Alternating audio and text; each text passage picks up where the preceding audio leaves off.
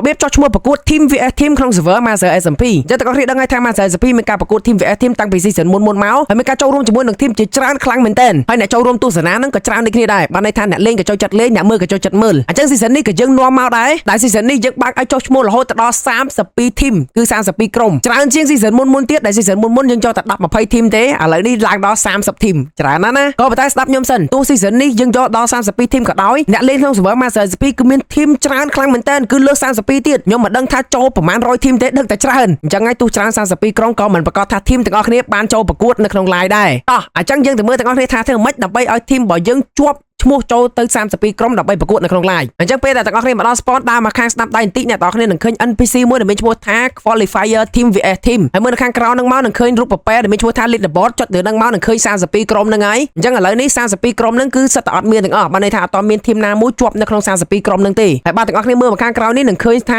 0ពិន្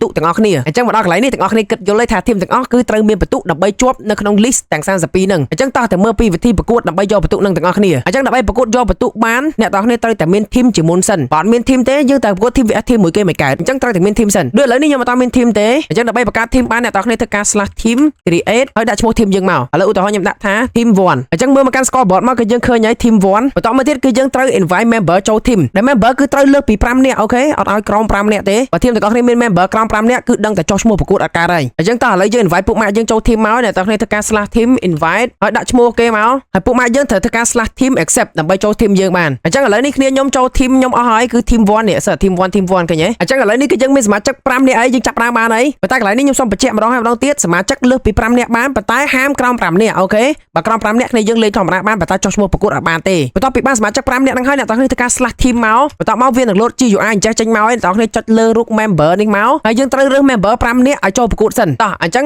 ទី1គឺខ្ញុំអ្នកទាំងគ្នាចុចលើនឹងមួយមកចុច right click ចុចលើនឹងមួយមកដល់គ្នានឹងឃើញនេះ main tournament player បានន័យថាដាក់ខ្ញុំខ្លាយទៅជា tournament player មួយហើយអញ្ចឹងយើងធ្វើអញ្ចឹងឲ្យគ្រប់5នាក់មកទី2ទី3ទី4និងទី5អញ្ចឹងទាំងអស់គ្នាឃើញហើយនេះសិតតែរូបផ្កាយចូល tournament អស់ហើយបានន័យថា player ទាំង5នាក់ហ្នឹងគឺអាចចូលប្រកួតបានហើយយើងចូលទៅ O point ទាំងអស់គ្នាអញ្ចឹងខ្ញុំសូមប្រកាសថាការ O point នេះនឹងចាប់ផ្ដើមនៅថ្ងៃទី1កញ្ញារហូតដល់ថ្ងៃទី15កញ្ញាឆ្នាំ2026អញ្ចឹងចំនួន15ថ្ងៃណាគ្នាយើងអញ្ចឹងតោះយើងទៅកន្លែង O point ទាំងអស់គ្នាអញ្ចឹងដើរមកខាងមុខនឹងមកអ្នកឲ្យចុចទៅលើ NPC មួយនឹងមកវានឹងនាំអ្នកទាំងអស់គ្នាចូលហើយអញ្ចឹងទាំងអស់គ្នាអាចមើលបានកន្លែងនេះគឺ room របស់ team យើងមួយហើយទាំងអស់គ្នាមកខាងស្ដាំដៃបន្តិចនឹងឃើញ room របស់គេមួយទៀតខាងស្ដាំដៃទៀតគឺឃើញ room គេមួយទៀតនិយាយទៅគឺ room គេឡើងពេញនឹងតែម្ដងហ្នឹងហើយរៀងរាល់ម៉ោង8យប់ពីថ្ងៃទី1ដល់ថ្ងៃទី15ហ្នឹងគឺទ្វារហ្នឹងនឹងចាប់ផ្ដើមបើកហើយ team ទាំងអស់គ្នានឹងចូលរួមទៅប្រកួតវាយ O point នៅក្នុងហ្នឹងហើយតែបញ្ជាម៉ោង8យប់បានទ្វារហ្នឹងចាប់ផ្ដើមបើកបានន័យថាការ O point នឹងចាប់ផ្ដើមនៅម៉ោង8ក៏ប៉ុន្តែគ្នាយើងអាចចូលមកកាន់រូមហ្នឹងតាំងពីម៉ោង7កន្លះយើងចូលមកចាំមុនបាន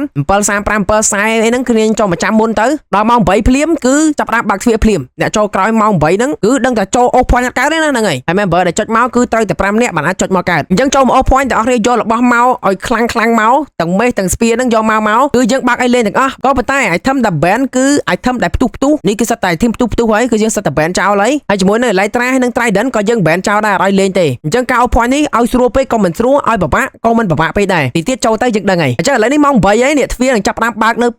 4 3 2 1ចូលចាប់ដើមឃើញទ្វារបើកហើយនេះយើងអាចចូលទៅ O point បានហើយតោះហើយបន្តមកទៀតទ្វារនឹង close វិញហើយនេះទ្វារនឹងចាប់ផ្ដើមបិទវិញហើយអញ្ចឹងតអ្នកនៅក្នុងនោះអត់បានចេញទាន់ពេលវេលាទេទ្វារនឹងបិទចោលណាគឺចូល O point បានទេអញ្ចឹងឲ្យលឿនទី10ម៉ោងទ្វារបើកគឺយើងត្រូវចូលបន្ទាប់ពីទ្វារបិទហើយចេញមកដល់ក្រៅហើយគឺចាប់ផ្ដើមជាមួយនឹង zone ទី1 zone 1អញ្ចឹងចូលមកដល់កន្លែងនេះនឹងមាន team ជាច្រើនចូលរួមជាមួយគ្នាយើងប្រយ័ត្នគេវាយត្រៀមខ្លួនហ្នឹងហើយបើគេវាយគេវិញទៅប៉ុន្តែមិនមែនវាយគ្នាស្លាប់គ្នាដើម្បីយក point ទេគឺយើងទៅវាយសัตว์ឡាម៉ានេះដើម្បីយក point ហ្នឹងទាំងអស់គ្នាឃើញនេះឡាម៉ា level 1ហ្នឹងហើយគឺយើងវាយអាហ្នឹងដើម្បីយក point ហើយដើម្បីរកឡាម៉ាហ្នឹងឃើញនេះយើងមើលទៅលើ locator bar ខាងក្រោមបាននេះឃើញអត់ឃើញអាពណ៌កាជុកហ្នឹងអត់គឺវា point ទៅកាន់ឡាម៉ាហ្នឹងហើយអញ្ចឹងទាំងអស់គ្នារត់មកកាន់ទៅកន្លែង locator bar ហ្នឹងមកនឹងឃើញឡាម៉ាហ្នឹងហើយអញ្ចឹងមកដល់កន្លែងហ្នឹងគឺយើងអាចវាយឡាម៉ាហ្នឹងដើម្បីយក point បានហើយអញ្ចឹងយើងព្រួយគ្នាវាយឡាម៉ាហ្នឹងមកអញ្ចឹងបើមានមេះគ្នា10មេះក៏បានដែរនេះ10មេះ10អីទៅហើយមិនមែនមានឡាម៉ាតែមួយទេគឺមានច្រើនខ្លាំងមែនតើយើងវាយទៅហើយ team point នៅខាងក្រោមនេះយើងមើលខាងក្រោមហ្នឹងមើលមិនឃើញហីវាយឡាម៉ាកាន់តែច្រើន take damage កាន់តែច្រើនបាន point កាន់តែច្រើនអញ្ចឹងគ្នាយើងព្រួតគ្នាវាយឡាម៉ាច្រើនមកគឺបាន point ច្រើនហើយបន្ទាប់ពីវាយឡាម៉ាអស់ zone ទី1 zone ទី2នឹងចាប់ផ្ដើមដើរមកហើយអញ្ចឹងទាំងអស់គ្នាដឹងណាចូលមកកន្លែងនេះគឺមិនមែនវាយគ្នាមិនមែនសម្លាប់គ្នាទេគឺយើងម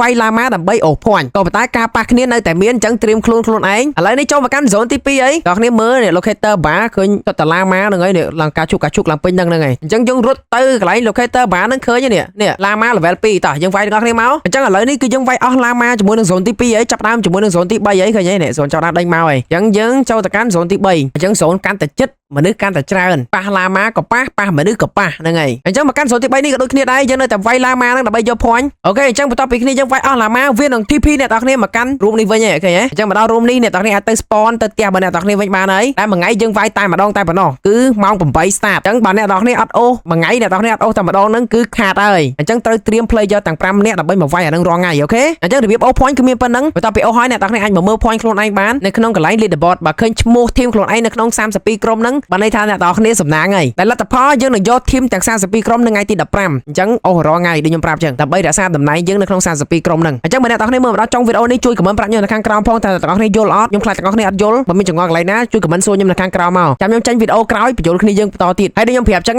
លក្ខខណ្ឌ base ជាមួយនឹងលក្ខខណ្ឌ item គឺដូចទៅលើ season មុនអញ្ចឹងអាចទៅមើលវីដេអូមួយនេះបានបើសិនជាអ្នកទាំងអស់គ្នាអត់ដឹងថាលក្ខខណ្ឌ base លក្ខខណ្ឌ item មានគេខ្លះតែភាគច្រើនគឺ team គេដឹងអស់ហើយបើ team មកក្រោយៗគូតែមើលសិនទៅអរ៉ាយអញ្ចឹងវីដេអូហ្នឹងគឺមានប៉ុណ្ណឹងបាយទាំងអស់គ្នាជួបគ្នានៅវីដេអូក្រោយ